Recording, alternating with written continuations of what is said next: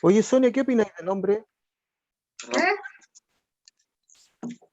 ¿Qué opináis de la naturaleza del hombre? La naturaleza pecaminosa.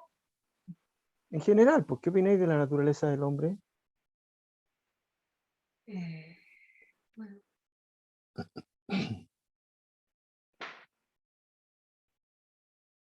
la naturaleza, bueno, nosotros somos, nuestra naturaleza está llena de imperfección, llena de transgresión, pero cuando estamos en Cristo, estamos en la oportunidad de ser distintos a lo que originalmente nacimos. Ya. Es importante que podamos entender nuestra verdadera consistencia como seres humanos. Claro. Eso pone un piso bastante sólido para poder comprender el punto real de nuestras vidas, de nuestra experiencia, de nuestra existencia. Muchas veces tratamos de endulzar bueno, tratar de sostener una idea que no es la que corresponde. O sea, Dios se encarga de hablar claramente de cuál es la esencia de nuestro ser. El realce de este argumento, se sostiene en dos elementos. Uno, por un lado, la justicia del hombre y por otro lado, la justicia de Dios. Y cuál es la que realmente es efectiva para poder alcanzar ese entendimiento con el Padre. Lo que tenemos que entender de fondo, todos nosotros, es que el puente se había roto, o sea, no había comunicación con Dios. Y esa comunicación, a partir del huerto del Edén, se destruye. No hay forma de restablecerla humanamente. Ningún sacrificio puede venir a recomponer esa relación rota. El pecado destruye toda la obra de Dios en nosotros. De tal manera que Dios tiene que levantar un plan nuevo. A pesar de que ya lo sabía, pero llevarlo a la práctica. Y por más que intenta modelar un estatuto que pueda sostener al hombre, es imposible si no se plantea una regeneración desde el interior hacia afuera. Entonces, ese es el primer entendimiento que nosotros debemos tener, porque así desmistificamos el hecho de creernos buenos, principalmente por nuestras conductas. Normalmente se plantean en términos de equilibrar una cierta balanza moral que tenemos, un péndulo que está en nuestra conciencia moral que nos dice, bueno, si yo hago esto bueno, eventualmente estoy equilibrando los condoros que me he mandado. Ni lo bueno ni lo malo puede sostener un vínculo con Dios. Eso es lo que se quiere establecer como un concepto general que vendría a ser la completa depravación del ser humano. O sea, no hay términos medios en esto. Entonces, desde la comprensión de esa realidad yo puedo entender la necesidad de justicia que tengo a partir de lo que Cristo puede hacer por mí. No sé si se entiende bien lo que estamos conversando. De todas maneras, hay una cita bíblica que lo explica muy claramente, que es Colosenses. ¿Ya? Léalo. En el capítulo 1, verso 15 al 23, dice: Él es la imagen del Dios invisible, el primogénito de toda la creación, En él fueron creadas todas las cosas que hay en los cielos, la tierra, visible e invisible, sean tronos, dominios, principados, potestades, todo fue creado por él y para él. Y él es antes de todas las cosas y todas las cosas en él subsisten. Él es la cabeza del cuerpo que es la iglesia. Él es el principio, el primogénito entre los muertos para que todo tenga preeminencia. Por cuanto agradó al Padre que en él habitase toda plenitud. Y por medio de él reconciliar consigo todas las cosas, así las que están en la tierra como las que están en los cielos, haciendo la paz mediante la sangre de su cruz.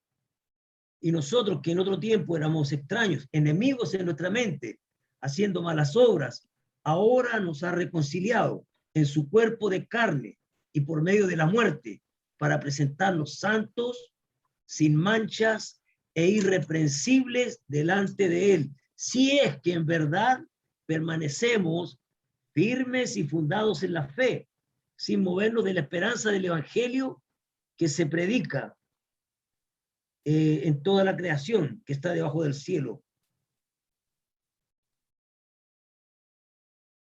Sí. Eso, bueno, escrituralmente eso valida mucho más lo que estamos hablando. Entonces es importante que nosotros lo tengamos claro, porque definitivamente nos aterriza. Los conceptos de bueno o malo que nosotros podamos tener a priori a partir de esta sociedad no tienen absolutamente nada que ver con lo que Dios piensa o con lo que Dios sostiene. Si Dios dice que no hay ninguno bueno, es porque en verdad no hay ninguno bueno. Ahora, evidente que la vara que tiene Dios para medir estos criterios es perfecta, pero la finalidad de fondo es poder volver a levantar el puente que se había roto. ¿Cómo puedo yo darle santidad a un Dios que creó la santidad? A un Dios que por definición se dice santo. ¿Cómo yo puedo entregarle santidad a Él si Él es la santidad? Si no es por medio de Él. O sea, si yo dejo fuera de la ecuación al Espíritu Santo, nunca voy a alcanzarlo. Nunca. Ya sea a través de ritos o a través de, en el caso nuestro, de sacramentos, bueno, en general de sacramentos, de expediciones, no sé, a donde sea, a la Ciudad Santa. Ninguno de esos elementos a mí me entrega santidad. Santidad verdadera. Que pueda interpretar el concepto de santidad que Dios tiene. A Dios no hay que preguntarle cómo es que uno es santo. ¿Cómo se hace para ser santo? Dios es santo. Y este es un principio que solamente se puede entender desde el punto de vista de lo que es la naturaleza. La esencia de una persona. Entonces, no tiene que caer ni en ajustes de tuerca, ni en tratar de forzar una identidad o conocerla, objetivizarla, ¿no? No es necesario, porque en el caso de Dios, todos sus atributos son parte de su naturaleza. Entonces, si consideramos la santidad, de igual modo consideramos la justicia, que es el tema pertinente de este capítulo 3 de Romanos.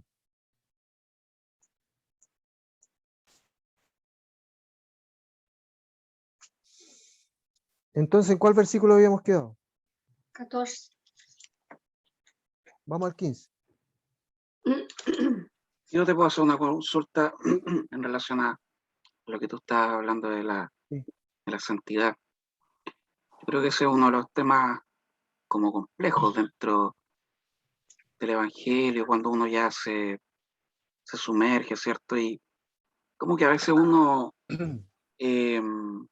siente, bueno, al menos yo voy a hablar por mí, yo a veces siento como que los hermanos tienden a como idealizarlo, como a ponerlo en un lugar, pero, ¿cómo decirlo? Tal vez ellos quieren ser Jesús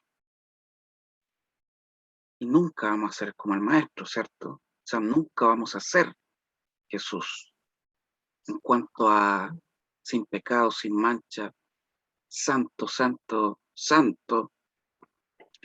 Entonces, ¿a qué podemos optar nosotros en definitiva? Como decía un poco el apóstol Pablo, a parecernos o tener grados, o como decía el otro día en el Zoom el hermano Emilio, a llegar a situaciones, o el hermano de ayer, perdón, en la iglesia, a obedecer más que nada. Porque en definitiva, santos no vamos a poder ser santos nunca, porque todos, como decías tú, y no como lo dices tú, sino que, como le dice la palabra, no hay ninguno justo. O sea, si alguien dice que es justo, chuta, es como es una mentira. Entonces, en definitiva, y eso lamentablemente en las iglesias, sobre todo las protestantes, se da bastante ese tema de que poco menos yo tengo que ser un angelito con alas y tratar de ser lo menos errado posible, por así decirlo, o demostrar que tengo estas como situaciones que me pudieran delatar eventualmente, no sé, mal carácter, o que trato mal a mis hijos, los gritoneo, o a mi esposa. No sé si me explico. Sí, sí te explica. Bueno, eso puede sonar a justificación o puede sonar a una verdadera intencionalidad de lo que es la santidad. Lo que pasa es que básicamente de pronto lo que hacemos es tratar de ajustar el contenido de lo que pueda ser una doctrina sana, una enseñanza sana, acerca de las características que Dios a mí me pide, versus lo que eventualmente pueda significar para mí el camino más corto. Entonces, definitivamente esto responde a la cultura y a qué tanto yo quiero despojarme de aquellos elementos que en lo funcional a mí no me contribuyen en absolutamente nada. Es cierto que hay que aterrizar el contenido bíblico del punto de vista de lo que para mí pueda representar la práctica de mi evangelio, la práctica de mi cristianismo. Sin embargo, hay conceptos que son transversales. Y el tema de la santidad, haciendo el paralelo con la justicia, es como la demostración clara de que en mí hay justicia, de Dios habitando. Porque el escoger, la santidad significa literalmente apartado. ¿Pero apartado de qué? Del pecado. O sea, en la medida en que yo me aparto del pecado, voy a ser una persona más justa ante los ojos de Dios. Ahora, las motivaciones que yo tengo para eso, más que por ejemplo, observar las conductas que puedan tener X personas, lo que es interesante del tema es que yo tenga esa capacidad de en contraste, poder activar los mecanismos que a mí me permitan mirar mi propia santidad. Y un buen parámetro, por ejemplo, busque Filipenses 3:17.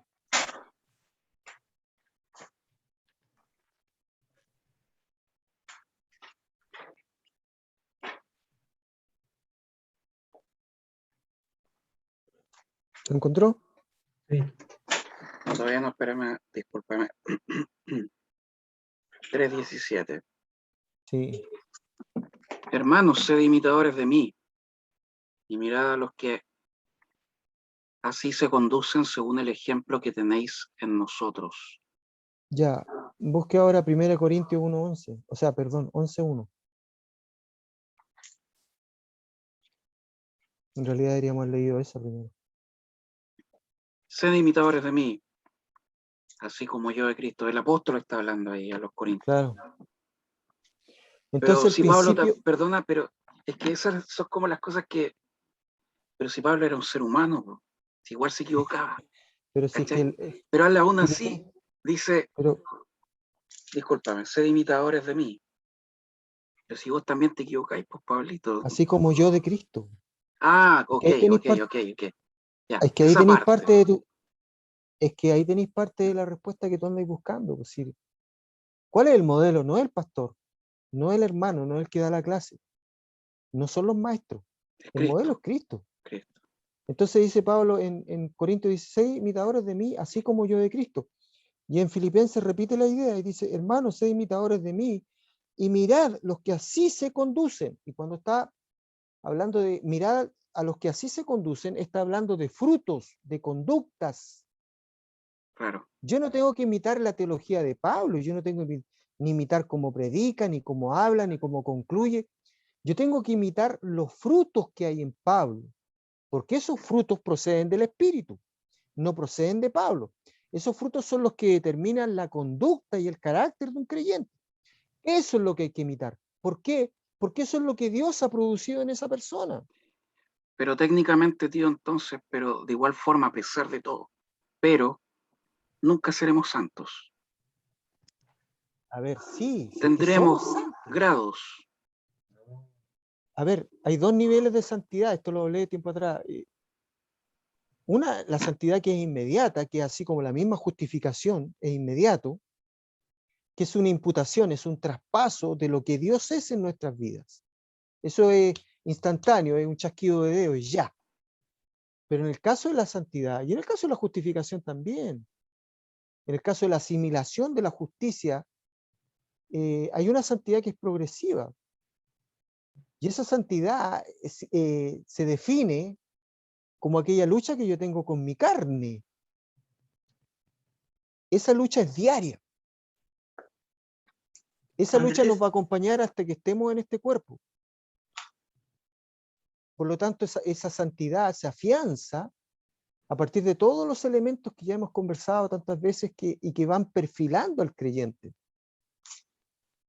Entonces, lo principal en el tema de la santidad, más que estereotiparla desde el punto de vista de mirarla como algo sublime, con ala, con aureola, es entender de que yo peco y que como pecador necesito ser redimido, necesito ponerme a cuentas.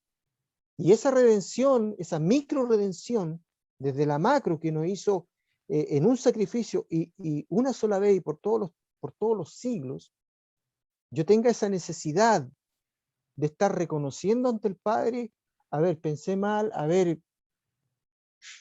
ideé mal, esta área de mi vida aún está, se aflora, y ese es un tema personal. O sea, yo tengo dos opciones, yo tengo dos opciones ahí. Una, o me hago el loco, que es una válida desde el punto de vista de la persona, y la otra, asumirlo. Y yo creo que la más Andrés, correcta es asumirlo. ¿Sí? un aporte. En Mateos 7, ¿Ya? lo voy a tomar lo de antes, ¿eh?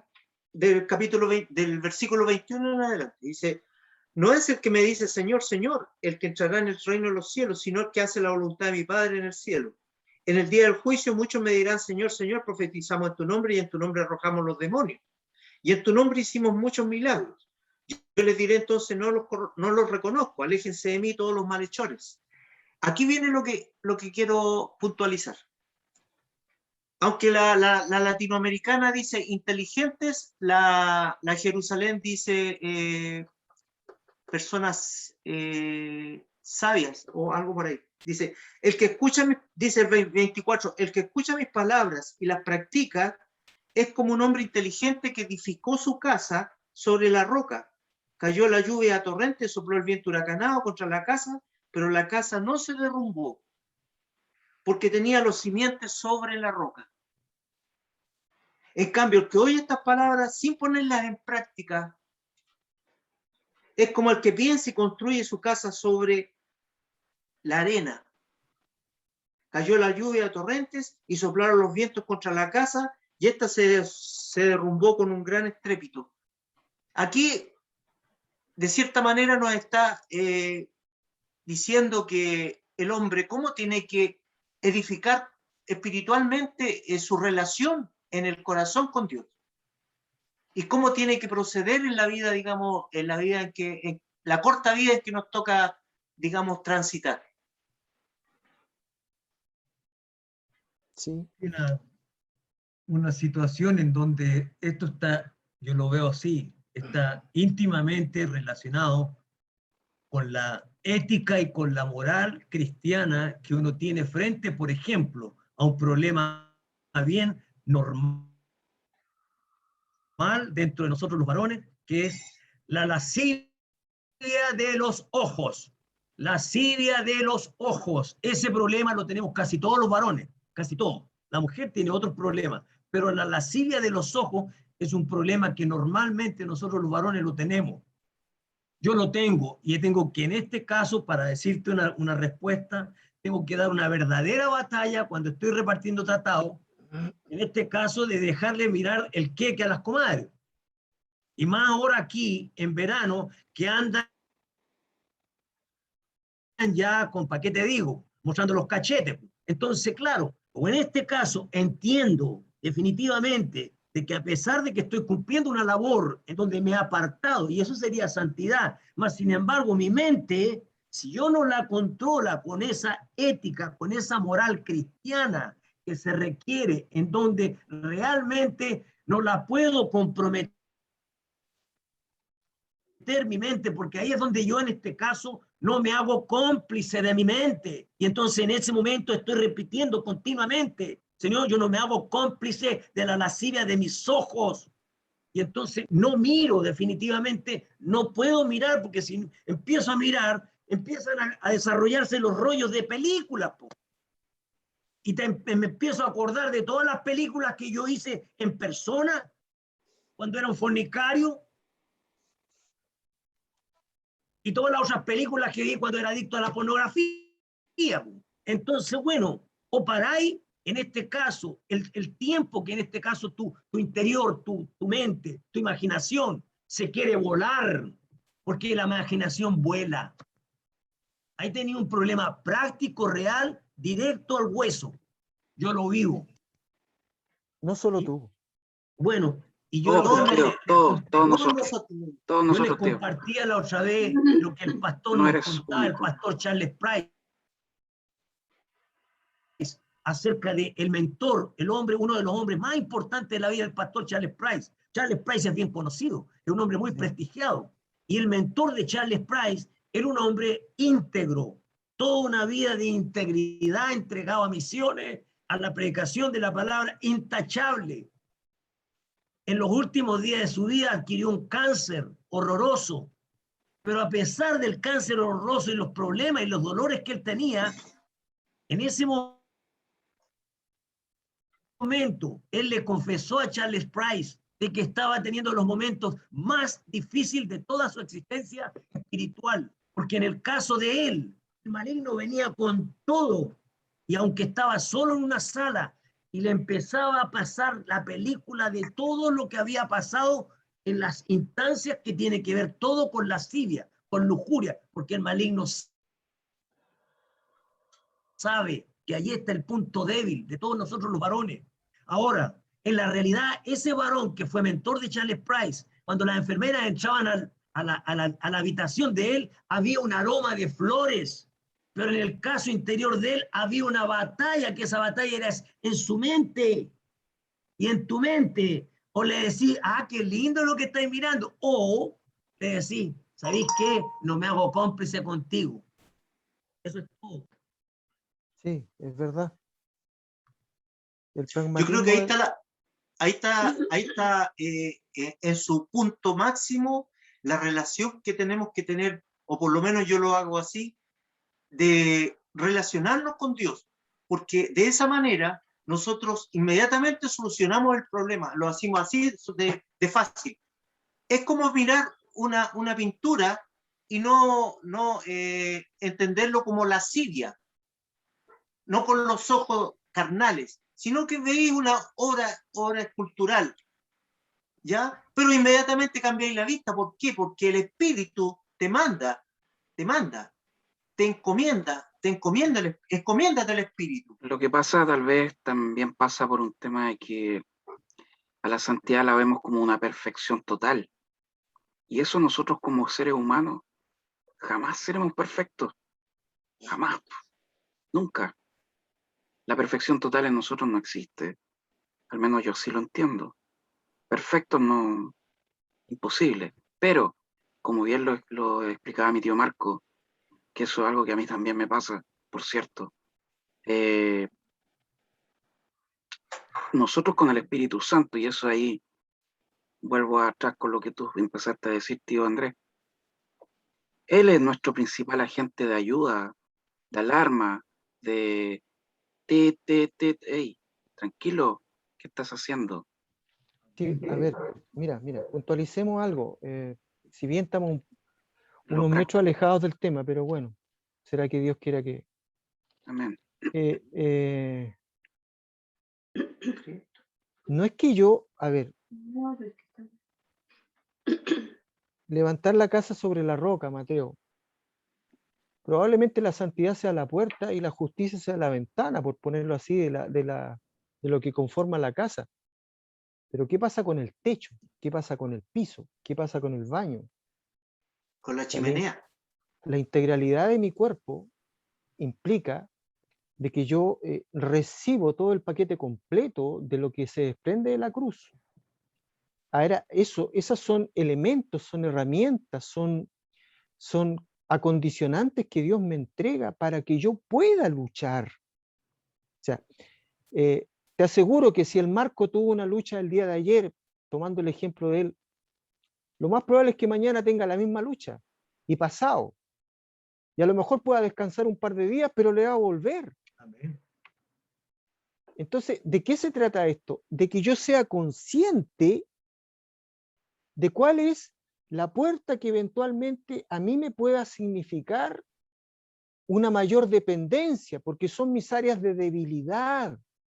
Entonces, ahí ensambla el texto que dice, diga el débil fuerte soy, pero no es porque se convirtió en fuerte. Si Caleb fue capaz de tomar su propio cerro a los 80 y algo de años, no fue porque a esa edad era más viril y más vital que a los 20, sino que fue porque Dios en esa instancia cumplió su promesa con él. Dios me va a librar en el momento en que yo lo llame, tal como sacó a Pedro del agua, cuando se está ahogando.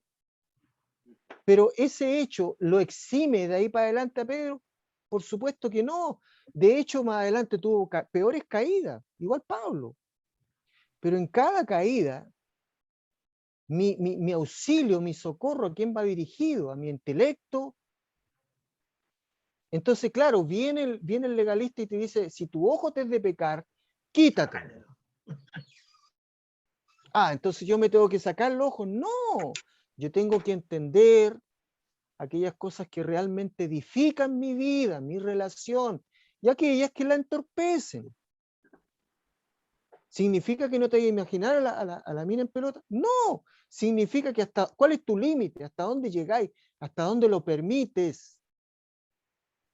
Esa sensibilidad, ese apercibimiento es el que a mí me va a sostener cuando venga la prueba mayor. En el caso de José con la esposa de Potifar, la salida de él fue arrancar, ni siquiera quedarse a ponerle las manos o a reprender al demonio que había y tiene que haber sido tremenda mujer.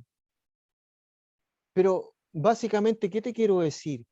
Que esas luchas son diarias, no es que porque yo antes de salir de la casa, no sé, pues hago una oración. Lo más probable es que si yo estoy dentro de un contexto de baja espiritual, porque tengo una baja comunión con Dios, o porque me he preocupado de no sé, de lo que dijo el hermano, de lo que dijo este otro, de lo que dijo el tío, el primo, el abuelo. Voy a tener mi mente ocupada con eso. Entonces voy a estar más permeable. Esa es la santidad progresiva.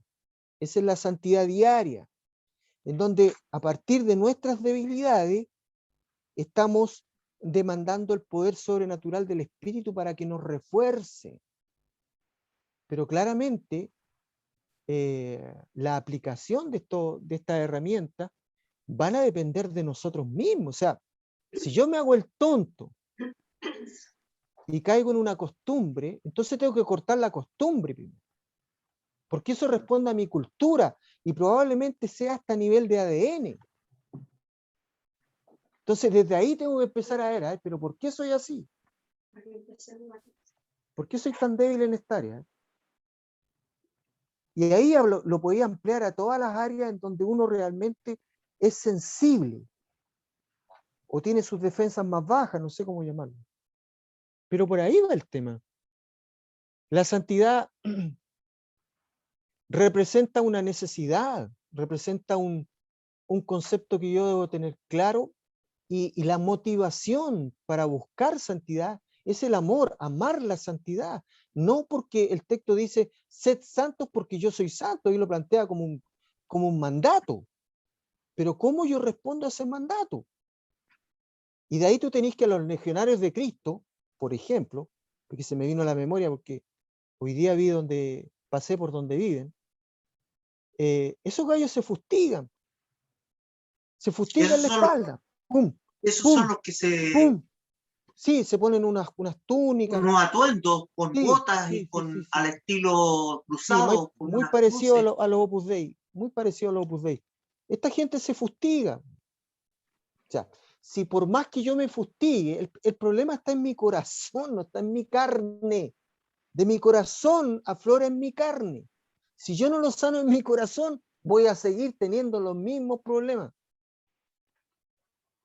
Y la adicción que Marco menciona es una adicción. O sea, no estáis frente a una problemática, a una mentirita blanca. Es una adicción, es un demonio macro que busca tomar control a través de un placer orientado a la sexualidad completamente deformado.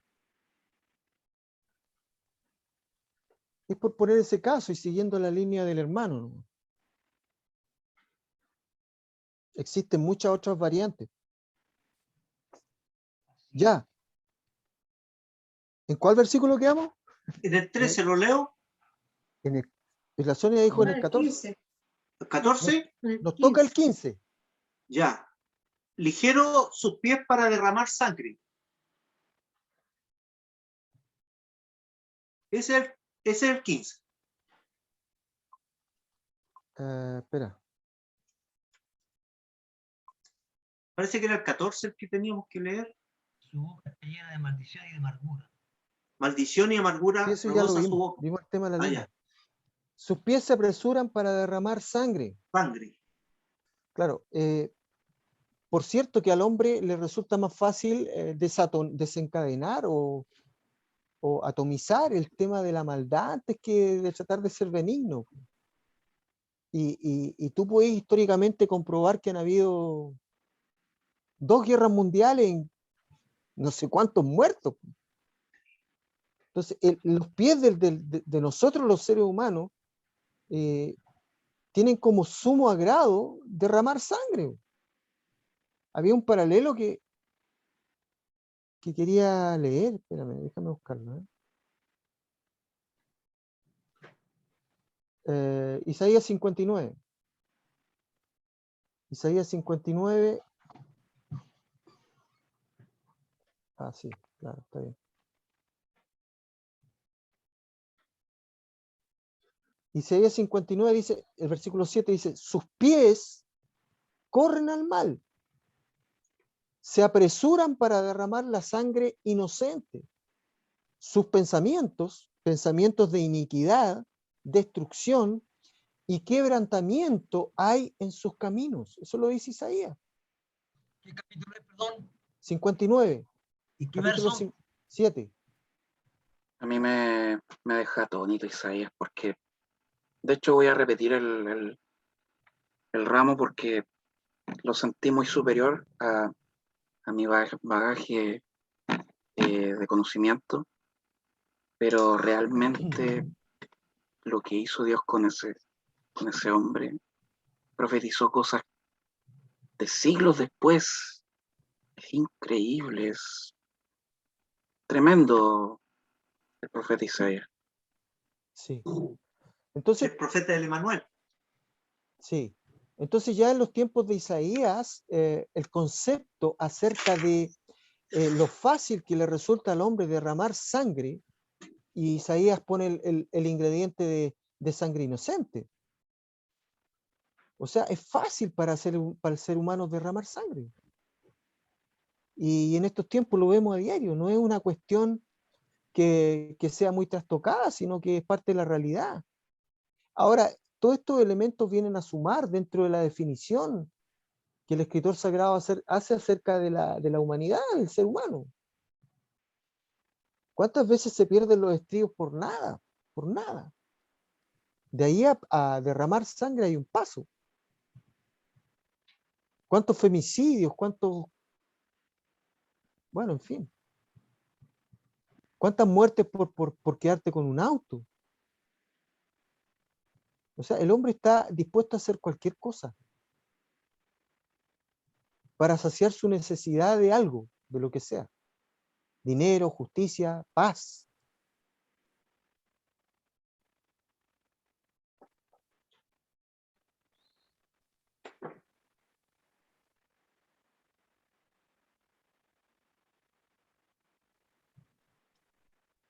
Versículo 16. Quebranto y desventura hay en sus caminos.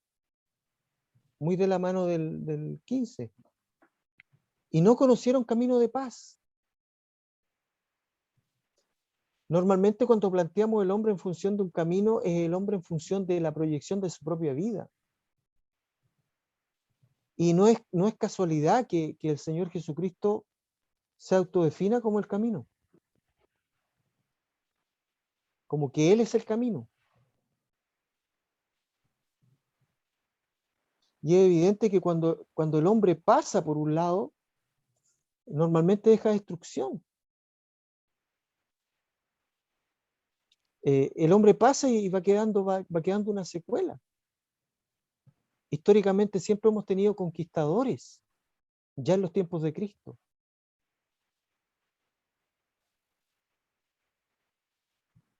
Y se hablan de los muertos que dejaron esos caminos, con afanes de conquista, con afanes de colonización. ¿Cuántos cuando vino Colón a América, cuántos? Y después con la conquista de mismo Chile, del Perú, de México, las cruzadas. Entonces, el hombre no escatima. Y no es que estemos denunciando puntualmente alguna, no, es la naturaleza la que está dejando al descubierto, la esencia del ser humano.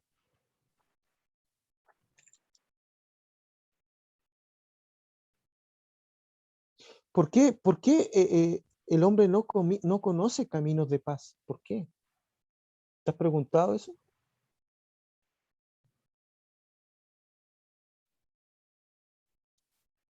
Versículo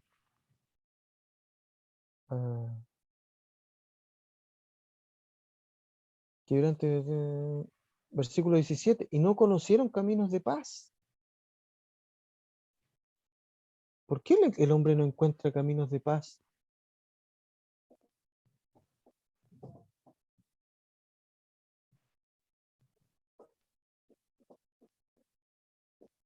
Lo Porque responde el su corazón- 18.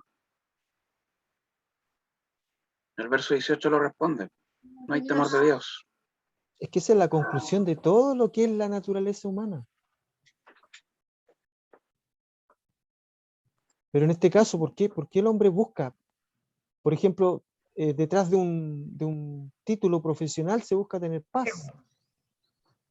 Porque no tienen en su corazón a Cristo. Traspasa los límites de lo que yo puedo obtener en términos materiales, en términos emocionales. Traspasa los límites de la erudición, de lo académico que pueda llegar a ser, de lo erudito, porque estáis frente al que consuma la paz, po, al que es paz por naturaleza. Entonces cualquier cosa por debajo de eso no responde a la necesidad individual. No se puede, porque es una paz temporal. Mucha gente sale tranquilo cuando el diagnóstico de un médico es bueno. Está sano, váyase tranquilo para la casa, puede comer de todo. Y eso le da paz. ¿Cuánto le dura? Hasta que empieza a comer de nuevo. En el caso del matrimonio, una de las metas transversales al matrimonio es el tema de la casa. Y trabajáis años por tener tu casa. Tenéis tu casa y después decís, bueno, y te das cuenta que eso no te da paz.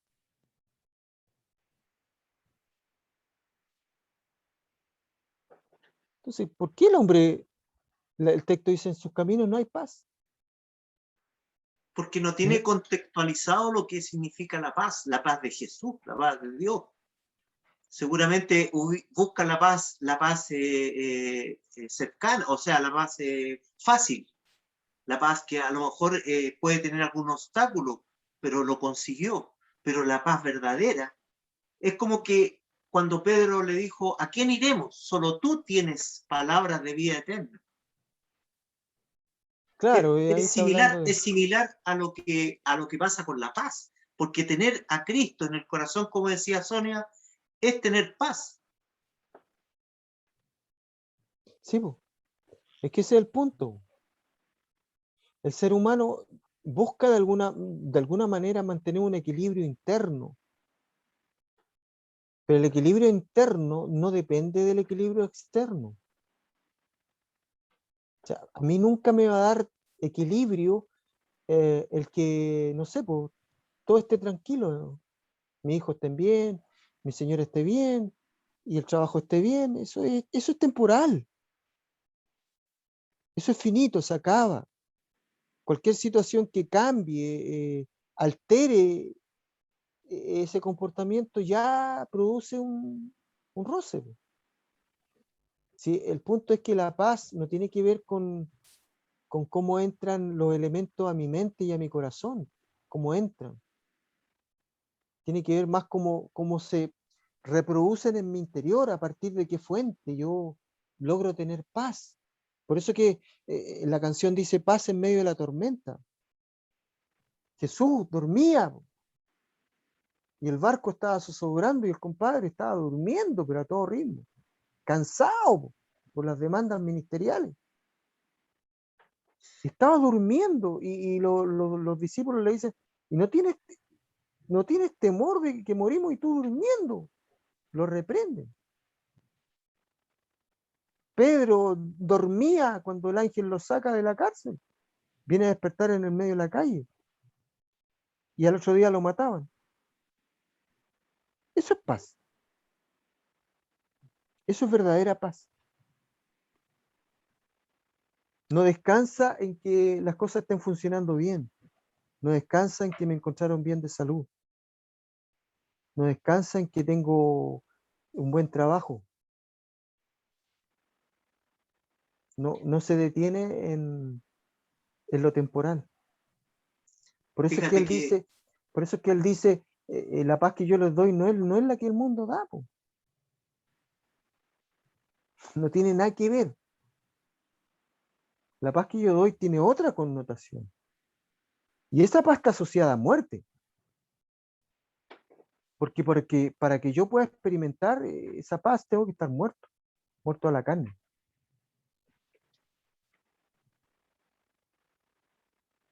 Me acordé de la prédica de años atrás que escuché del Dante cuando una hermana lo había soñado muerto. Pastor, le decía, pastor, soñé con usted. ¿Y qué soñó? Que estaba dentro de un ataúd muerto.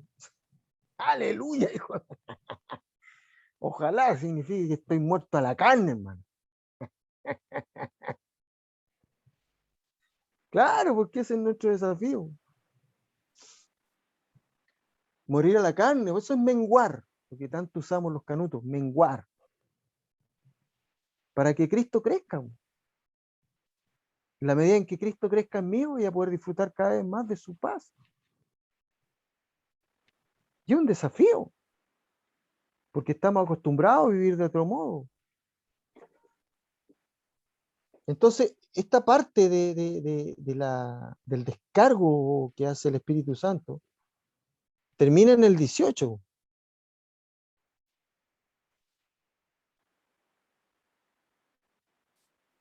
Y dice,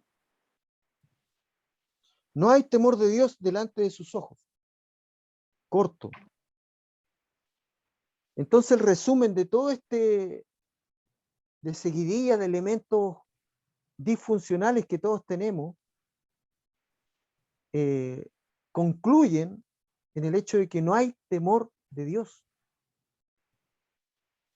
En el hombre no existe temor de Dios.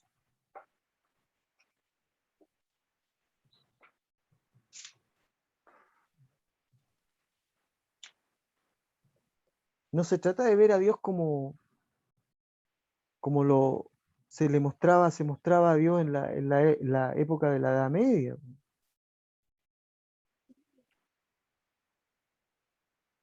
Sino que se trata de entender el temor reverente que hay en mí. Porque entiendo de que cada vez que peco, me estoy alejando de él. Muchas veces muchos hermanos dicen, Dios se ofende, o te caíste de la gracia, o se te salió el pijama, o te desclavaste la cruz. El temor de Dios. No hay temor de Dios delante de sus ojos. Dios no está enfrente de nuestros ojos para que nosotros podamos reverenciarlo por lo que Él es. Y eso gatilla en nosotros el tratar de hacer su voluntad, el ser juzgados por Él, jugados por Él. En ese sentido somos muy livianos porque no lo vemos. Le tenemos más temor al jefe. Le tenemos más temor a las cuentas que nos llegan a fin de mes. Especialmente las del retail. Se ríe la señora. Y no es chiste, dice. Entonces, No, claro, no. ¿qué pasa ahí? ¿Qué pasa? ¿Qué pasa con el temor a Dios, de Dios? No hay temor de Dios delante de sus ojos. ¿Qué pasa conmigo? Oh, necesito que Dios se me aparezca para que y caiga al suelo como Juan.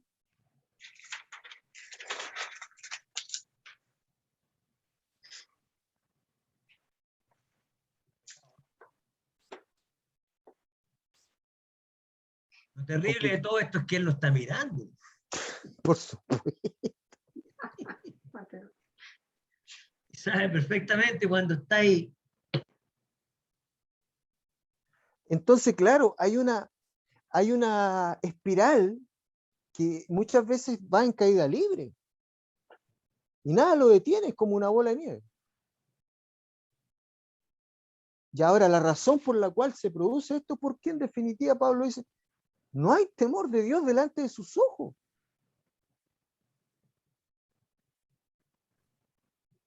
El Espíritu dice a través de Pablo, es decir, es un buen barómetro para medir la razón de mis conductas. ¿Por qué actúo así? ¿Por qué pienso así? Porque si yo tuviera un temor reverente hacia Dios, lo más probable es que me trataría de guardar, golpearía puertas, pediría ayuda, no sé, haría algo. Trataría, lo intentaría.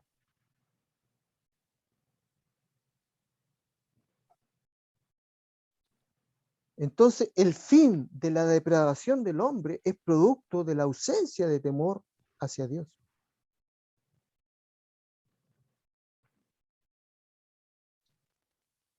Versículo 19, pero sabemos que todo lo que la ley dice, lo dice a los que están bajo la ley. ¿Se entiende, cierto?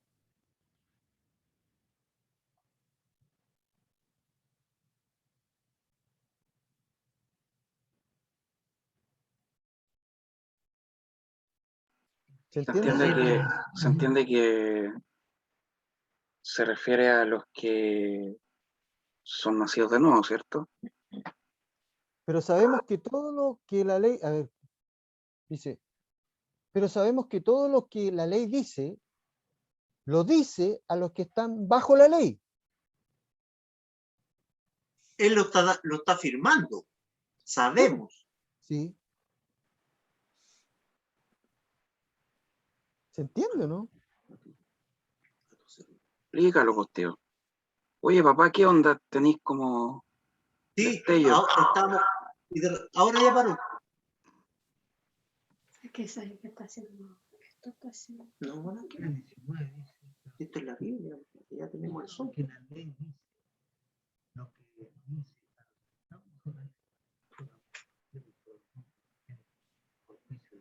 Dice, pero sabemos que todo lo que la ley dice, ¿cuál es la ley? La ley de Cristo. La palabra de ¿Cuál Dios. es la ley? La palabra de Dios, los mandamientos. Lo dice a los que están bajo la ley. ¿Quiénes estaban bajo la ley? ¿Quiénes estaban bajo los mandamientos? Fariseos. El pueblo judío en general. ¿Sí? Sí.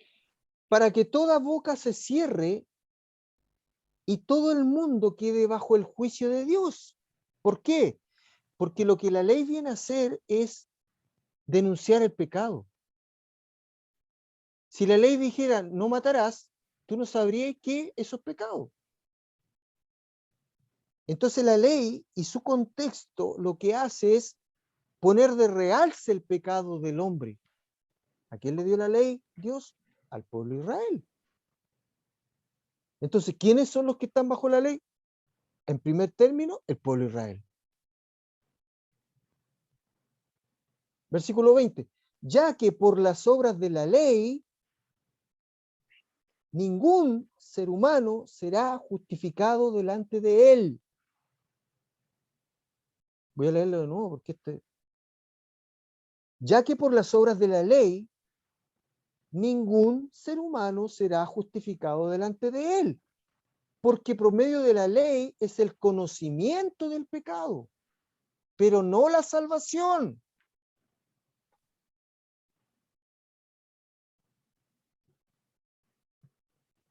¿Por qué? Porque la ¿Ah? salvación es por la gracia. Claro, po. Y No, ahí, aunque seamos,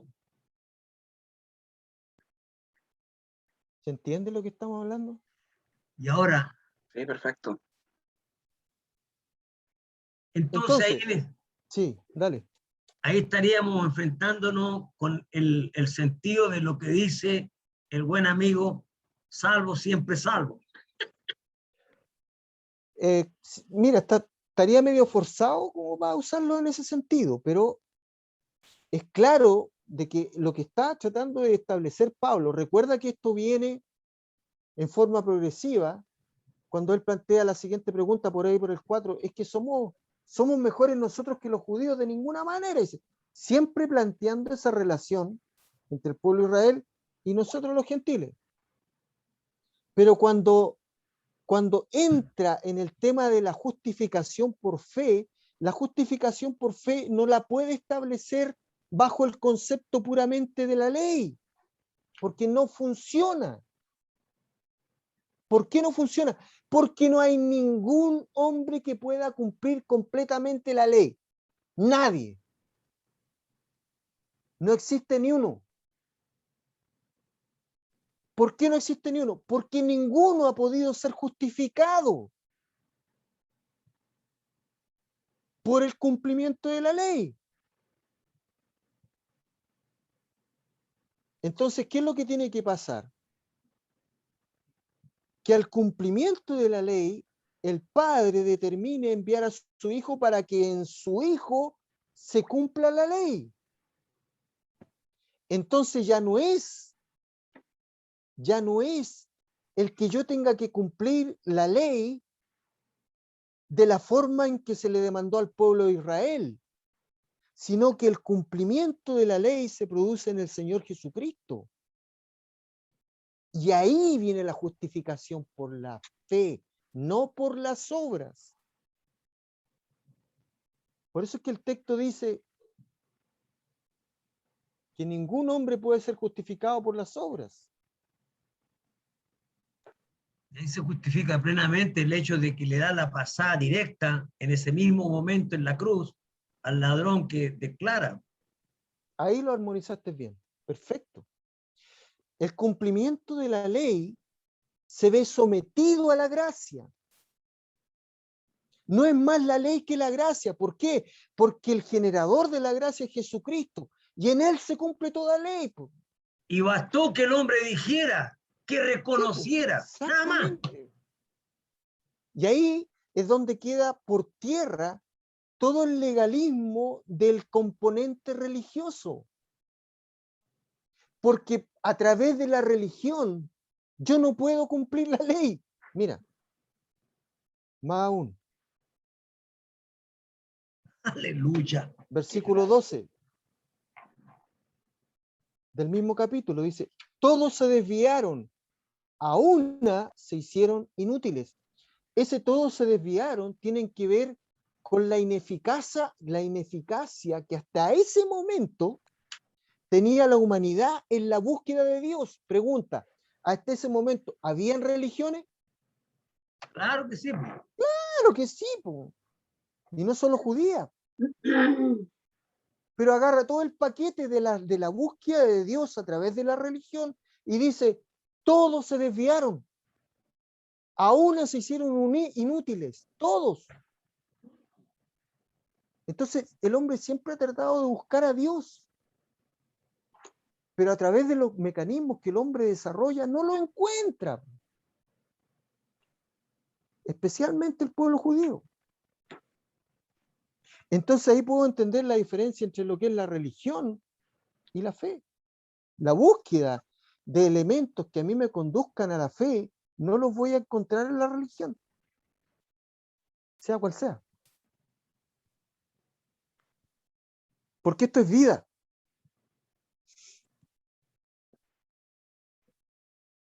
Por las obras de la ley, ningún ser humano será justificado.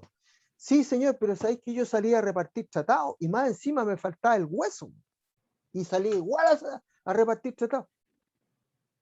¿Cuál era el corazón con el cual tú hacías esa ¿Por qué no obra? así? Claro. ¿Por qué lo estáis haciendo? ¿Qué corazón ponía en eso? Para ir ¿Lo a hacís mirar por cuero mandato? nomás, pues. ¿Lo hacís por mandato? ¡Oh! Lo dijo todo. Lo dijo Habla poco, ¿no? todo. Buena, hermana François. ¿Para qué me invitan? Buena la acotación. Pero yo la reconozco. Por lo menos yo lo reconozco. Está bien, tío, está bien. Igual, pues sí, ¿para qué estamos con cosas? Y pido auxilio. Pero no entendía el tenía ni hermano siquiera Marco, idea. las mujeres, ¿cuáles son las mañas de las mujeres? No caché eso yo. Ah, Me quedo en duda. que no, perdón, no lo entendí. Es que usted dice que los hombres tienen la maña de la vista Claro, y, pues. y las mujeres tienen otras mañas. Y Bueno, yo de verdad dije, ¿cuál será la maña de nosotras las mujeres hacia los hombres? Te la digo yo una sola. Ya, hacia ¿cuál? los hombres. Son controladoras. Dímelo. Yo pienso que más el carácter, por eso puede ser. Bueno.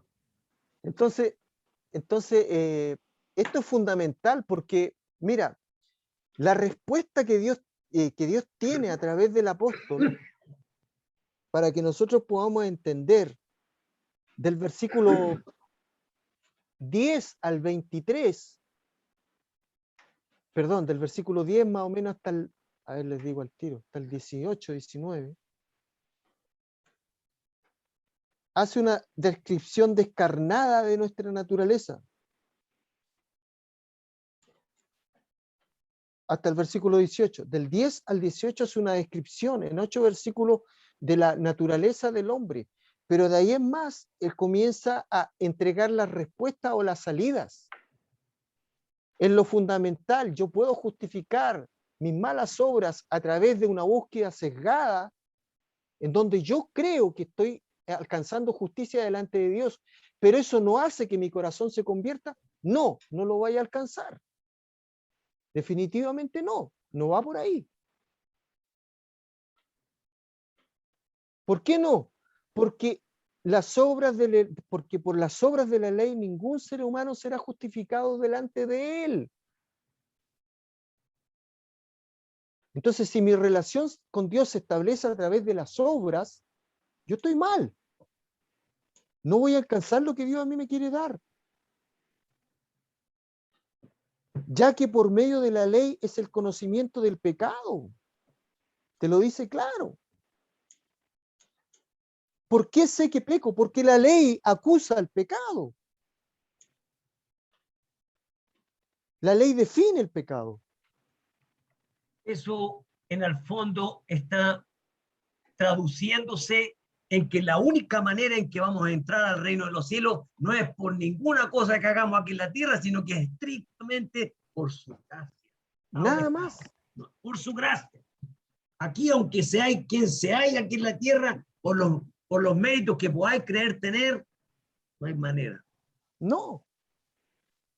Y más aún, como conversábamos, no sé si el sábado pasado o el anterior, el juicio que a nosotros nos espera como hijos de Dios va a tener que ver justamente con aquellas obras que nosotros creímos que hicimos para traer el reino de Dios a la tierra o para multiplicarlo. Pero si Dios dice, ¿sabes qué? Lo que tú estabas haciendo no estaba conforme con mi corazón. Ahí es donde se habla del fruto espiritual. Claro. Por Porque supuesto. si no hay fruto, estamos en nada. Nada, exacto. Y eso va de peón de paje a rey. Para todos, para todos. Para todos, sin excepción. Como decía un hermano, nos decía en la iglesia, usted me dice, hermano, aquí, pero ¿con qué corazón me estáis diciendo, hermanito, hermanito? Claro, claro. ¿Qué corazón venís, canalla? Sí, pues. ¿Ah? ¿Con qué corazón me estáis diciendo? Es que hermanito, sí. Ningún ser humano será justificado. ¿Podría hablarle en chileno, tío Marco?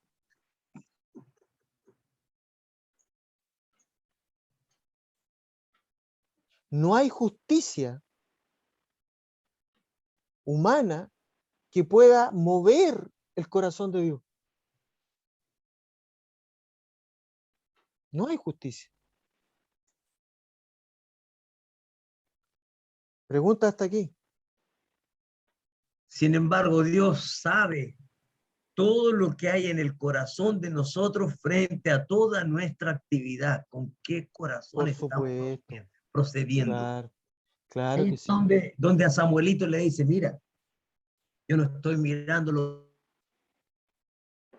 que os miráis, Samuelito, yo miro lo que hay en el corazón. Claro. Es verdad, ¿no? Por eso es que Dios nunca quiso que su pueblo tuviera reyes terrenales. Él siempre quiso ser su rey.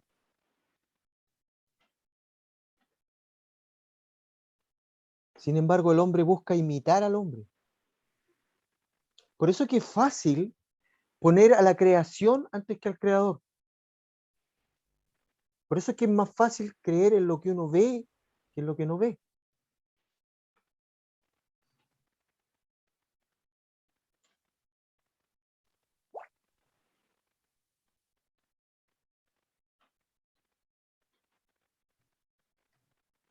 ¿Alguna pregunta hasta aquí?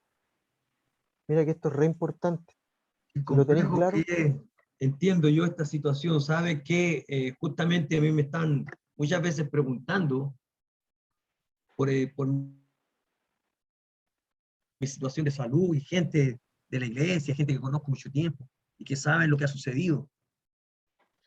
Y todo descansa en que, en el fondo, en este caso, cómo yo estoy valorando esta situación en la que estoy pasando, en la que estoy viviendo. Si en este caso es con un corazón de amargado, de resentido, o dice llanamente, he aceptado lo que me toca y lo estoy asumiendo un día a la vez. Claro. Y entonces eso sí que realmente demanda, porque toda vez que la carne se quiere enchuecar, efecto de el día por día. Boom. Si un día de repente, cuando cambia tanto el clima, los huesos no te responden igual. Y cuando pasaste la curva de los 70, se te hace todavía más pesada la curva.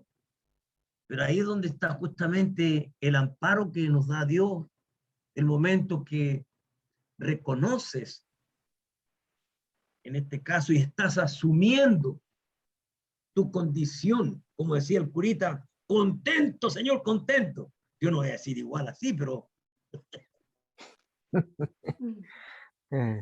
sería mentiroso que dijera, me levanto contento, Señor, contento. Yo te mentiría si dijera eso.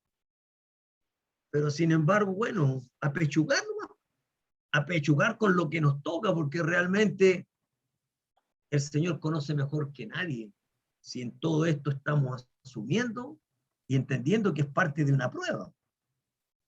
Claro, claro. Esa es una sana forma de mirarlo. Ahora, en estos terrenos, yo prefiero no meterme porque es tan intrínseco de cada persona y de su propia relación con Por Dios supuesto, por supuesto. que es mejor no opinar.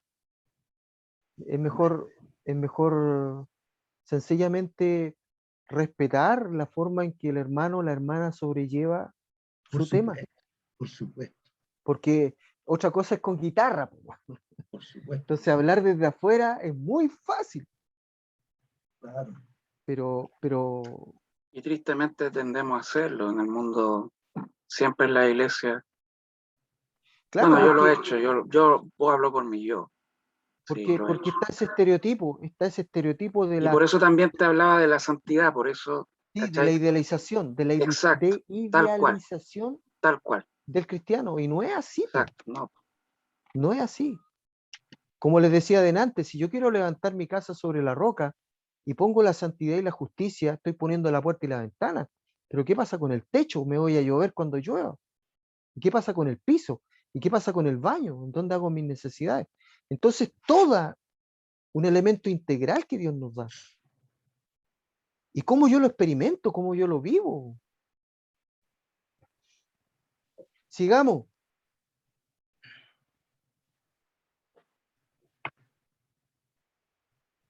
Oh, versículo 21. Dice, pero ahora, aparte de la ley, se ha manifestado la justicia de Dios. ¿Cómo entiendo esto? O sea, anteriormente no se había manifestado la justicia de Dios.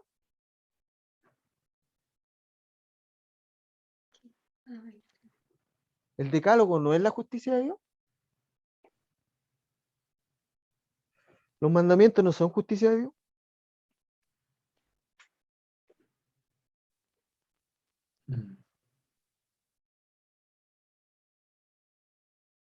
Pero ahora, mira, dice, parte el versículo con el pero, un condicionante, pero ahora, o sea, pero ahora te está ofreciendo algo nuevo. En esta transición que representa el paso de la ley a la gracia, hay un pero ahora.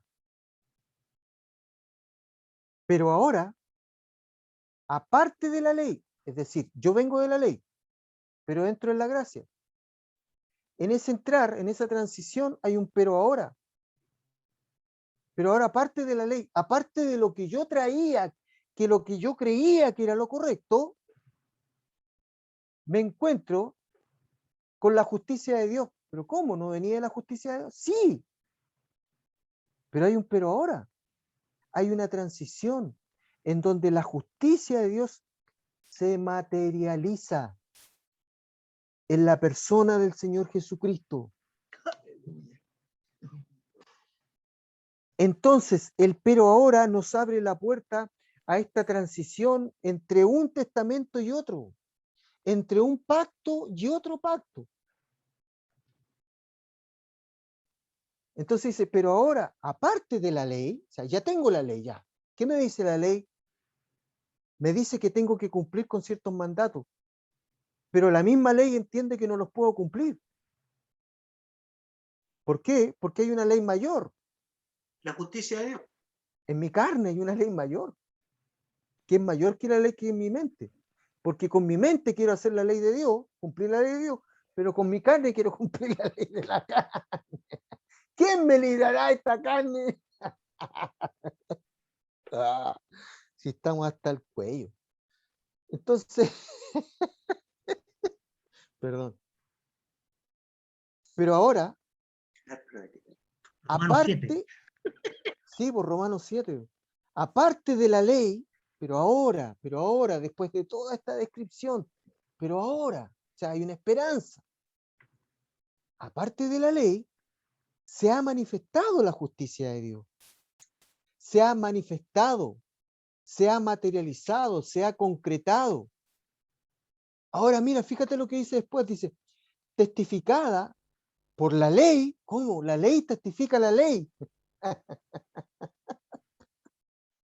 Pareciera que fuera una contradicción, Un juego de...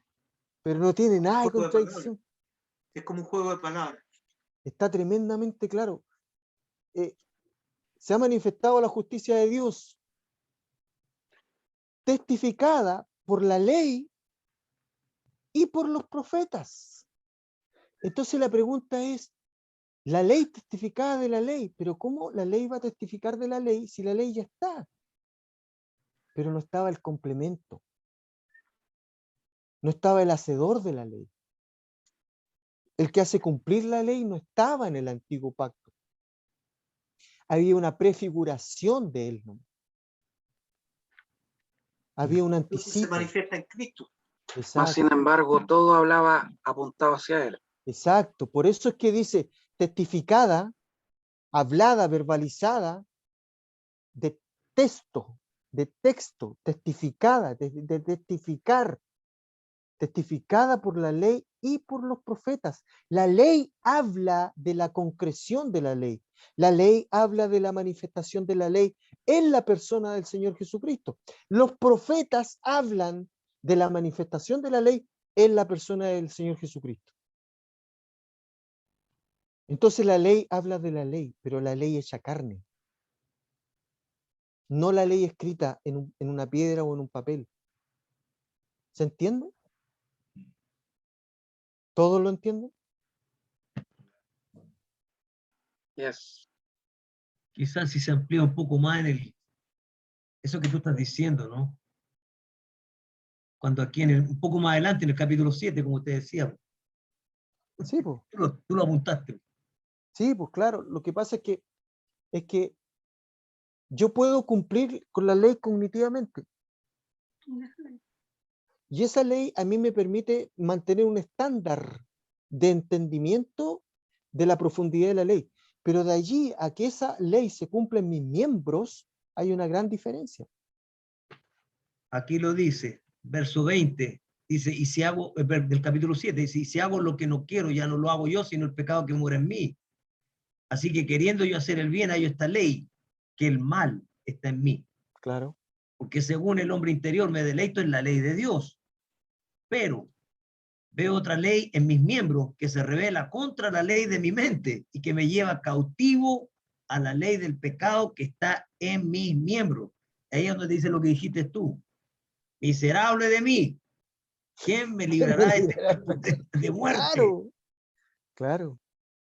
Y ahí dice, gracias doy a Dios por Jesucristo nuestro Señor, porque asimismo con la mente sirvo a la ley de Dios, más con la carne a la ley del pecado. Pero todo estaba supeditado, perdón, Sí, dale. Pero todo está supeditado en la gracia. Ahora Ahora. es así. Sí, Por pues eso ahora es que- estamos viviendo en la gracia. Por eso es que nosotros podemos entender a cabalidad lo que dice Efesios capítulo 2, por ejemplo, respecto a la forma en que el alma de un creyente se salva. Que no es por obra, que es por gracia, y esto es don de Dios. Porque ahora podemos entender claramente que ante los ojos de Dios no hay nada, absolutamente nada que yo pueda hacer para ser justo delante de Él. Que el mecanismo que a mí me permite poder entrar dentro de ese parámetro de justicia y santidad es tener a Cristo en mi corazón. ¿Por qué? Porque el cumplimiento de la ley no está en mí, está en Él.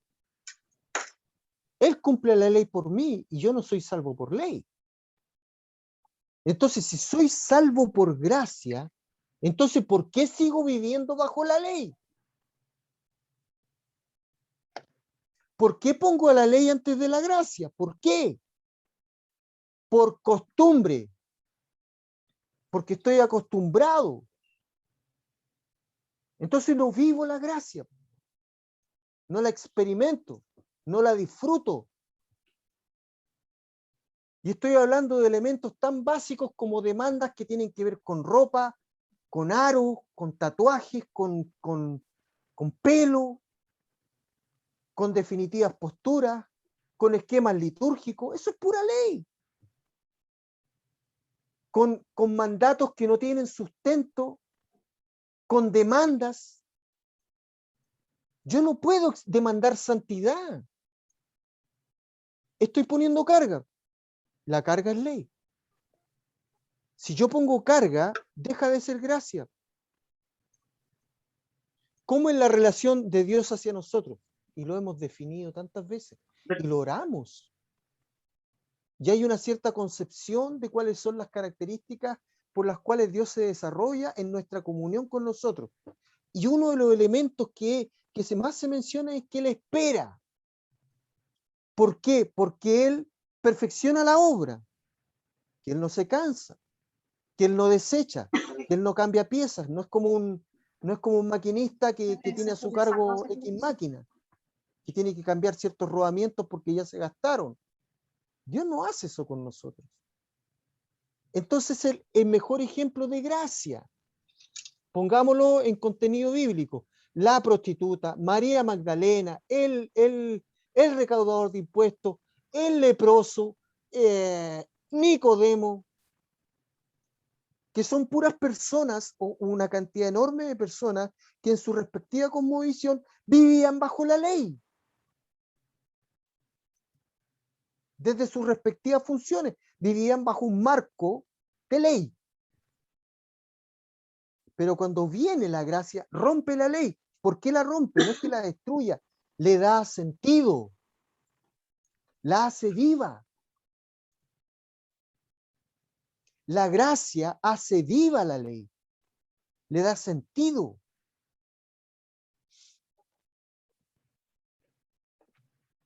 Entonces cumple con esto, hace esto otro, dale para allá, tira para acá. Cumple con todo esto que yo te estoy diciendo. Es que, ¿y si qué pasa si no lo hago? Ah, es que entonces, no sé, pues, soy inmaduro, por decir algo. No soy un buen creyente. ¿Y por qué no se respeta el proceso que yo estoy viviendo? Si Dios lo respeta, ¿por qué tú no lo respetáis? Porque eres un legalista. Porque estáis dentro de un marco de ley. Simple. Lo estoy poniendo en cosas prácticas. Entonces, cuando la mujer prostituta entra a la casa donde estaba reposando el Señor Jesucristo, y obviamente estaba lleno de hombres letrados, fariseos, doctores de la ley, y entra esta mujer con ese frasco de perfume de alabastro, la censura que hace el legalista es pecadora, esa es una pecadora. Si este hombre supiera quien está haciendo eso en sus pies probablemente no lo aceptaría. Esa cavilación en el corazón es lo que muestra el ejercicio de la ley. Porque la ley tiene la tendencia a mirar la pecaminosidad en el otro antes que en mí. Condenación. La condenación, gracias. El fariseo y el publicano, otro ejemplo. Gracias, Dios mío, porque yo no soy como este. Y el otro, el que estaba haciendo el otro, estaba diciendo, Padre, perdóname porque pobre de mí, pecador. Estaba reconociendo.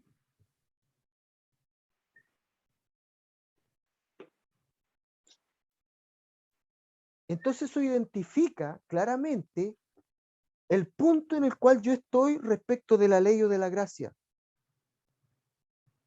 Legalismo hay en todas las instituciones, en todas. En todas.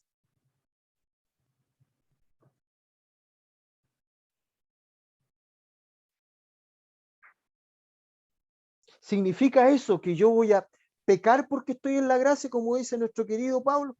Por supuesto que no. Y eso es lo que no entienden los arminianos. Por supuesto que no. No me da licencia para pecar el que yo esté viviendo bajo la gracia. Al contrario.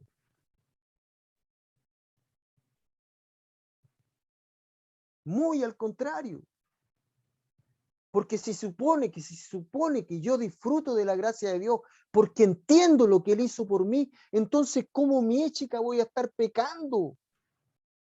Para de alguna forma socavar lo que el Maestro hizo por mí. Esa sangre que Él derramó por mí. Por supuesto que no. Pero a pesar de toda esa característica, Pablo tiene la honestidad de decir, tengo una ley en mi carne y tengo una ley en mi mente. ¿A cuál sirvo? Y como se da cuenta que hay una dualidad, una dicotomía en su persona, al final él concluye, bueno, gracias que te tengo a ti.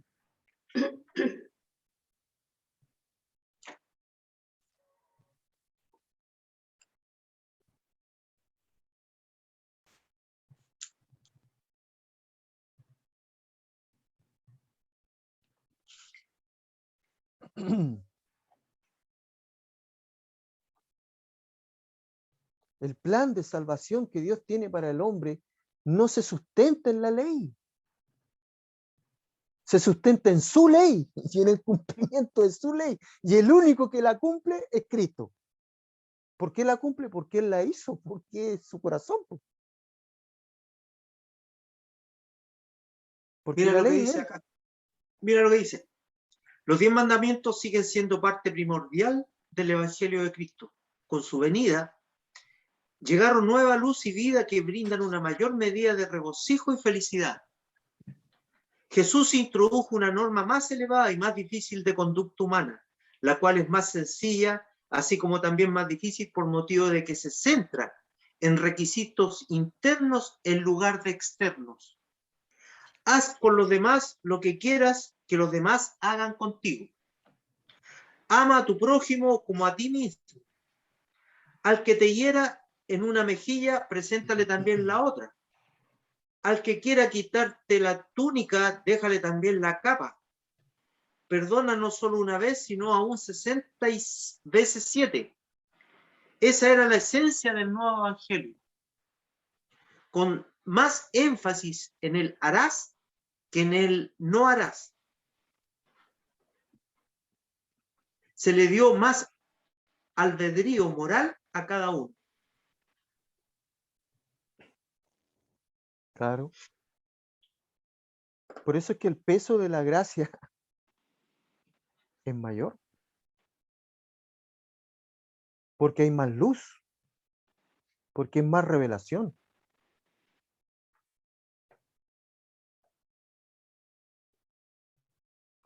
Aparte de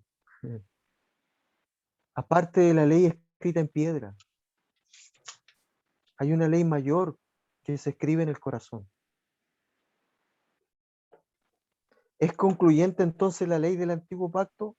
No, porque se complementa con la gracia descrita en el nuevo pacto. Por eso es que los judíos necesitan salvación.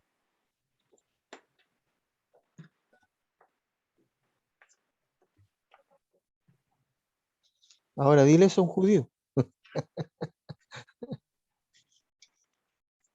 ¿Que tú lo has hecho? No. No, yo admiro mucho al pueblo judío. Sí, el pueblo escogido. Y eso no tiene cómo nivelarse, pues Dios se creó un pueblo para sí. Abraham fue tomado de Ur de los Caldeos. ¿De dónde crees que Abraham sacó el hacer un sacrificio con su hijo Isaac? De hacer un holocausto. ¿De dónde crees que lo sacó? Si Abraham era un ¿Ah? ¿De dónde? La acción que llevaban a cabo ellos cuando en el paganismo que practicaban. Pues. Por supuesto. Si esa eran ofrendas a los dioses paganos. No le costó nada armar el holocausto. No se demoró mucho. Estaba acostumbrado.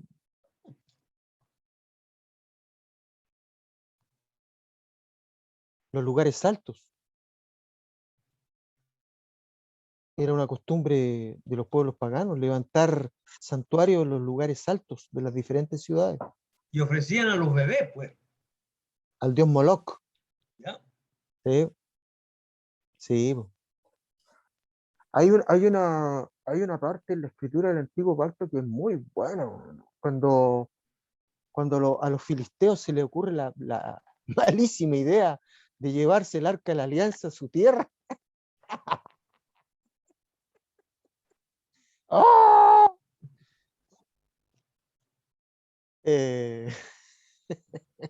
Me río porque cuando lo leí esto fue impactante. Y se le ocurre poner al arca del pacto ahí al lado del dios Dagón de ellos. Y al otro día el dios Dagón amaneció sin cabeza. Y arrodillado frente al arca. Y era una estatua. ¡Wow! Dios celoso, no comparte su gloria con nadie. Tremendo en ese sentido. Dios nomás sabe lo que le costó, lo que a él le costó. Cuando relata Colosenses, Filipenses, lo que a Cristo le costó, el precio que pagó, despojarse de sí mismo, despojarse de toda su gloria eterna para meterse en un cuerpo humano, en un óvulo. ¿Sabes qué? Ese punto es muy importante porque el otro día estudiaba el ramo que me toca ahora, familia cristiana, y hay una tendencia, hay una teología, no recuerdo el nombre, pero tiende a decir que Jesucristo no era humano, que era solo Dios. Y eso no es así, porque Jesucristo fue humano. Por ende sufrió, por ende le dolió, la crucifixión le dolió, y sufrió, y lloró, y todo lo que a cualquier ser humano le puede doler o enfrentar. Entonces a veces hay tendencia o hay personas que como que le bajan el perfil al real sacrificio de Jesucristo. Y realmente cuando uno empieza a leer, a estudiar, a indagar, a sumergirse, wow, dice, ¿qué podemos hacer nosotros, Señor, ante eso? Nada, solamente perseverar, seguir, lo que estamos haciendo ahora de alguna forma.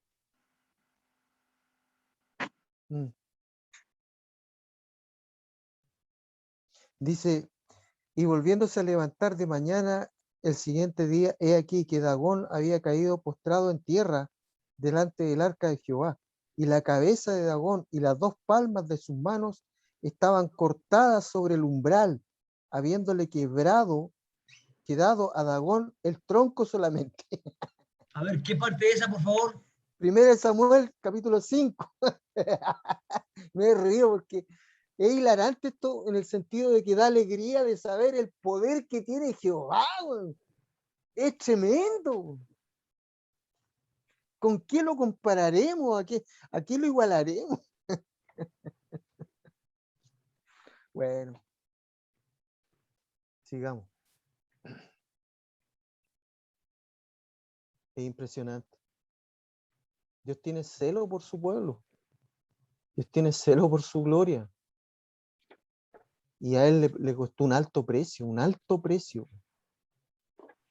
Un ser increado que disfrute de una relación plena, una relación tan armoniosa, tan hermosa, y en obediencia a su padre, que es él mismo, decide hacerse hombre y decide morir por personas que inclusive nunca lo iban a recibir en su corazón.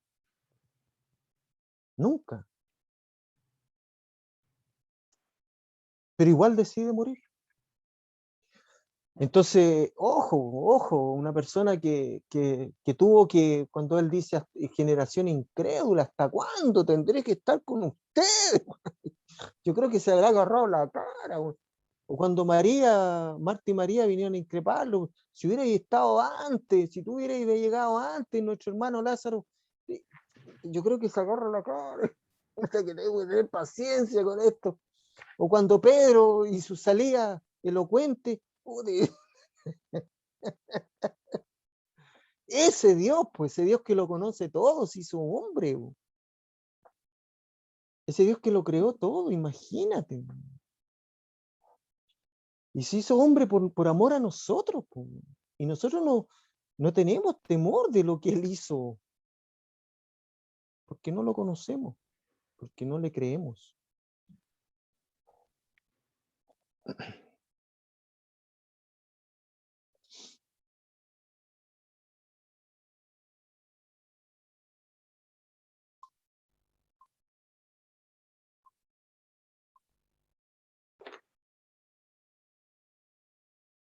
Romanos 3, versículo 22. 22. La justicia de Dios por medio, y aquí viene la definición, pero ahora aparte, el 21, pero ahora aparte de la ley, se ha manifestado la justicia de Dios, testificada por la ley y por los profetas. La justicia de Dios por medio de la fe en Jesucristo. Si te queda alguna duda, aquí te lo aclaro. La justicia de Dios por medio de la fe en Jesucristo. En otras palabras, yo recibo la justicia de Dios creyendo en el Señor Jesucristo. Para todos los que creen en Él, porque no hay diferencia. Si el judío sigue pensando de que tiene que seguir creyendo en la ley mosaica y poner a Moisés antes que a Cristo, no le sirve. Si el testigo de Jehová pone a Russell, que es su fundador, o el mormón pone a José Smith, no sé, o Mahoma pone o sea, los musulmanes ponen a Mahoma, o se pone a Buda, no sirve.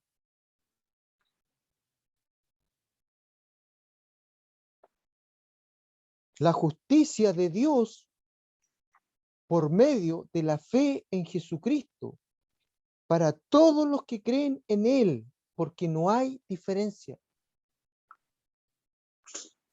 No hay diferencia. Antes de la ley había un solo pueblo, uno solo. Hasta antes de Babel eran uno solo, repartidos, pero eran uno solo.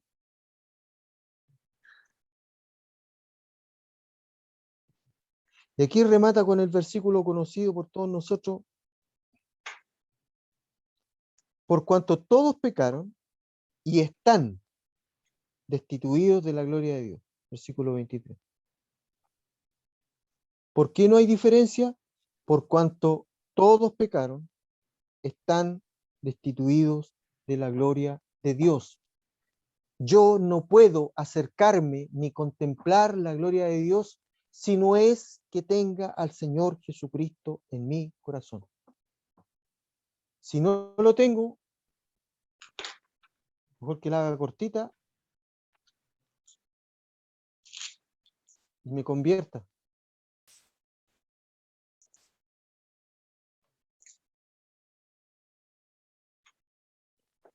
Esto es para moros y cristianos, para cualquier habitante de este mundo, cualquiera.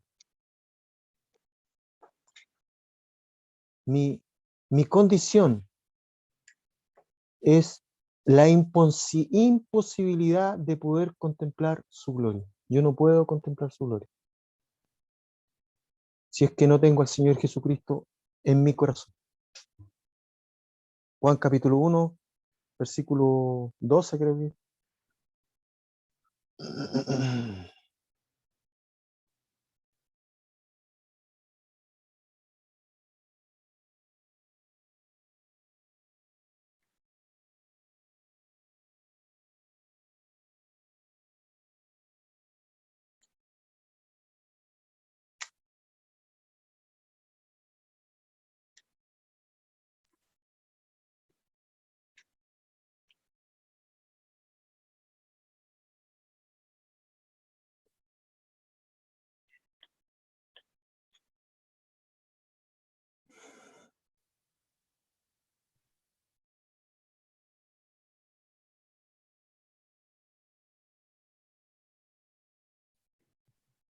Bueno.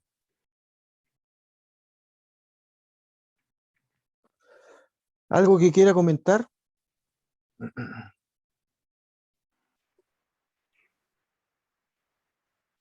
Es tan denso el tema que, o sea, no denso, sino que profundo, que yo había pensado, no sé, poder hacer un fin de semana, uno de los sábados, como un resumen, porque Romano igual es un libro.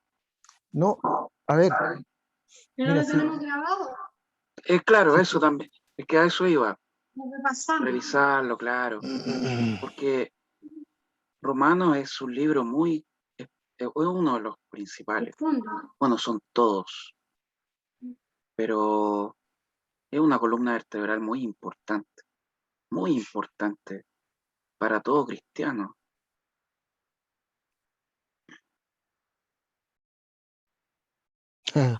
Claro, claro que sí, po. Mira, mira los principios, los fundamentos que pone Pablo a partir del 24, bueno, la sentencia del 23 es rotunda. Entonces, a partir del 24, y esto anótalo, dice, siendo justificados gratuitamente por su gracia, mediante la redención que es en Cristo Jesús, a quien Dios puso como propiciación por medio de la fe en su sangre, para manifestar su justicia, a causa de haber pasado por alto en su paciencia los pecados pasados. Entonces, aquí usa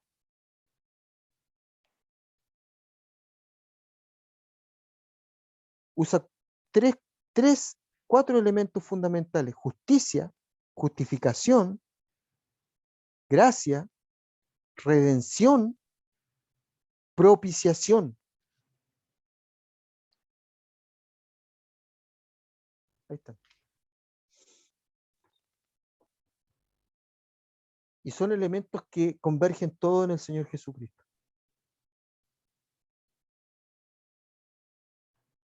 Entonces, claro, dentro de nuestra práctica cristiana, claramente no, bueno, puede ser por ignorancia, pero la verdad es que no valorizamos el sacrificio. Quizás porque no lo entendemos. Pero es claro.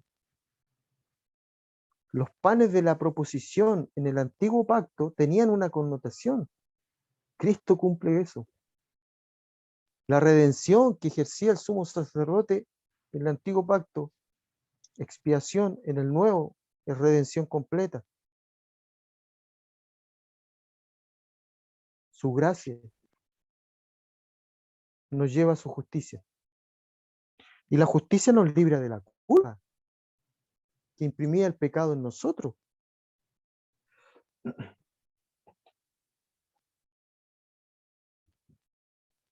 Bueno, notable. Notable que Pablo hable de esto, notable, porque él era un fariseo en cuanto a la ley, irreprensible, dice. Criado a los pies de Gamaliel. Tenía que ser Pablo.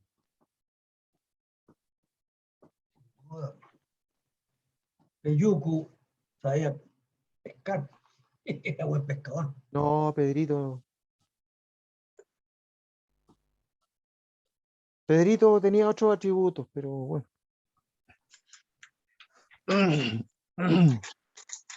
El catedrático ahí es Pablito. Judas. Bueno, fue llevado exclusivamente al tercer cielo. Sí, po. Sí. Eso no es broma.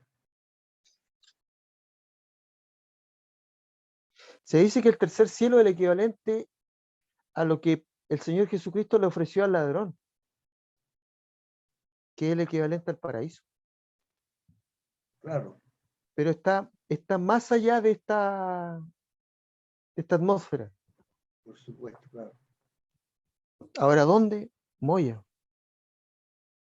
Las regiones celestes le llaman también. Sí, claro. De ahí vienen los seres Que hay celestiales. diferentes cielos. Hay diferentes cielos.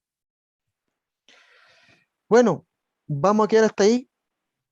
Esta clase se llama Testificar y la verdad es que hemos invertido, creo que son 3 sábados, solamente en poder entender el por qué necesitamos testificar. Porque es claro que nosotros somos personas privilegiadas, porque tenemos a Cristo en nuestro corazón, no porque seamos canutos o católicos o testigos o mormones, porque tenemos a Cristo en nuestro corazón.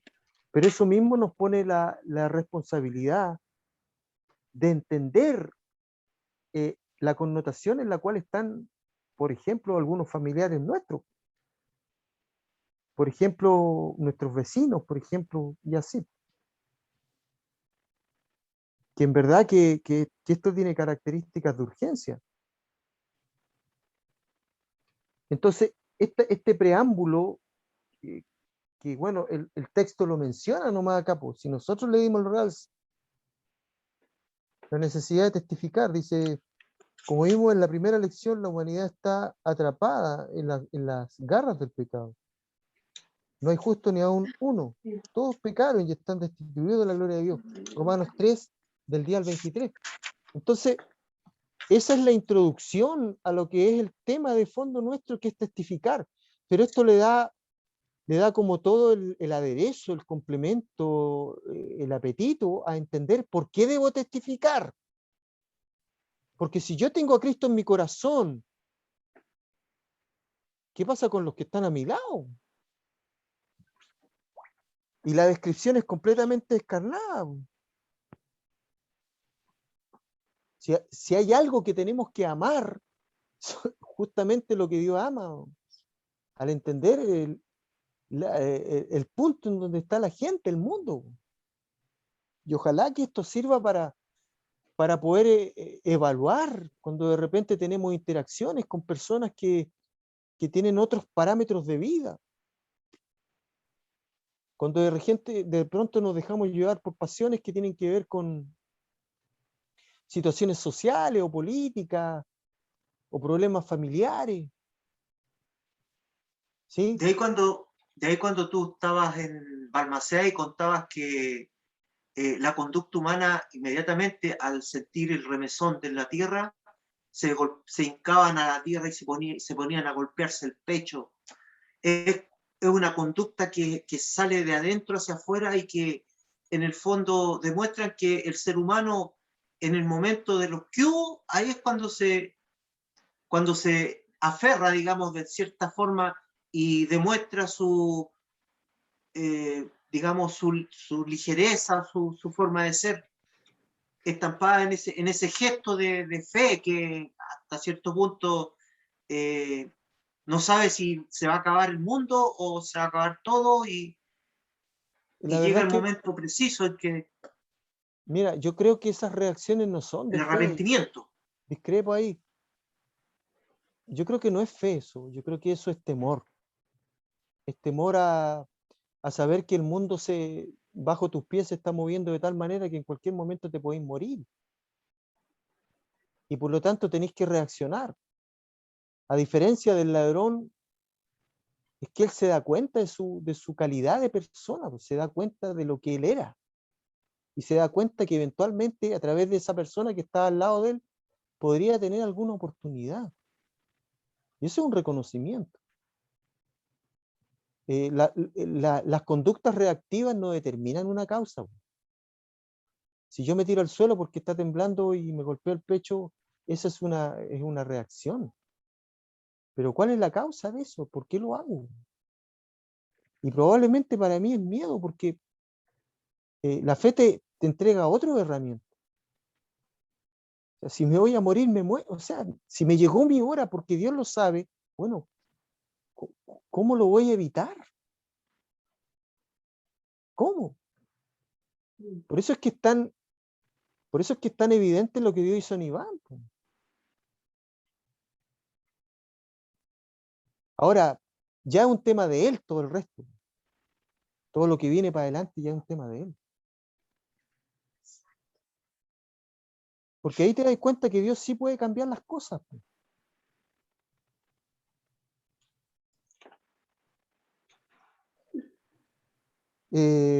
Testificar significa dar testimonio de lo que yo creo. Y cuánto más cuando Dios me permite entender cuál era mi propia naturaleza y cuál es la naturaleza en la cual están todas las personas que están sin Cristo, no sin religión. Recuerda algo, todos perdieron el rumbo, porque encontrar a Dios a través de la religión es muy difícil. Es muy difícil. Hasta cuando Pablo escribe esta carta a los romanos, porque dice, todos se desviaron, todos. No hay temor a Dios, no hay temor a Dios frente a sus ojos. Entonces, ¿de qué sirve si no hay temor a Dios que yo sea partícipe de una religión? ¿Dónde está la armonía ahí? No hay. Ahora, ¿eso tiene solución? Por supuesto que la tiene. Y la prueba más fehaciente de lo que estoy hablando es la experiencia que tiene Nicodemo con el maestro. Porque Nicodemo para el mundo tenía todo lo que el mundo le pedía como religioso, pero no, en el fondo no lo tenía.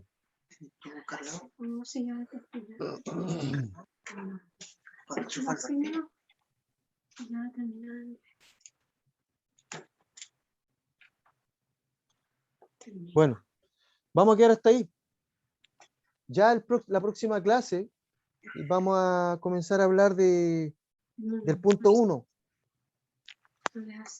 Ahora recién vamos a entrar al punto 1 de la lección 10.